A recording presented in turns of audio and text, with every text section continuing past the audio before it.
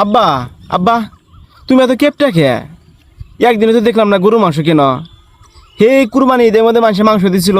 ওই মাংস ব্যক্তি মিলা খাইছাও তোমার কি টিয়া পয়সার অভাব হে কত জমি তোমার উত্তরে গাঙ্গে কত জমি দক্ষিণে মোরা কত জমি তা তুমি কুরবানি দাও না তুমি এত কেপটা এই গাদা তুই যে না কইতাছুস হ্যাঁ ধন সম্পদ থাকলি যে খালি কুরবানি দেন রাখবো তার কোনো মানে আছে হ্যাঁ আমার যে কি কষ্ট আমি চলি এই জিনিসটা তুই তো বুঝবি না তুই পোলাপান মানুষ তোর বয়স হয় নাই ধন সম্পত্তি আছে কুরবানি দেওয়া লাগবো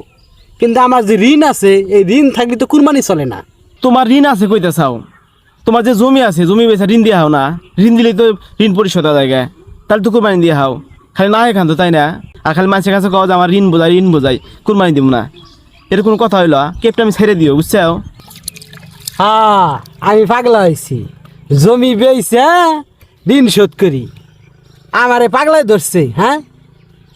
তুই তুই আমার সংসারটা খাবি এই কারণে এই সমস্ত কথা কইতে মাইসি কুরবানি দিব দেখ গিয়া আমার কি গোস্ত খামু না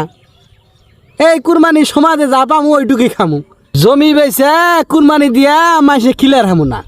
সেই জন্য তো মানুষে কয় তোমাকে সুবাদ কেপটা করে কেপটা আমি করে দেয় তো মানুষে কেপটা করে কয় এই তুই যা যা যা আমি মসজিদে নামাজ পড়ে দেবো আমার নামাজের সময় হয়ে গেছে যা তারা এই ফালতু বেচাল দেন পারস না আমার কাছে এসে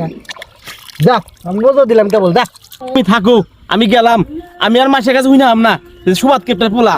থাকো তুমি মাসে কেপটা কেমটা হুন্তি আমার কান্দা যাত্রা হয়ে গেছে গা থাকো তুমি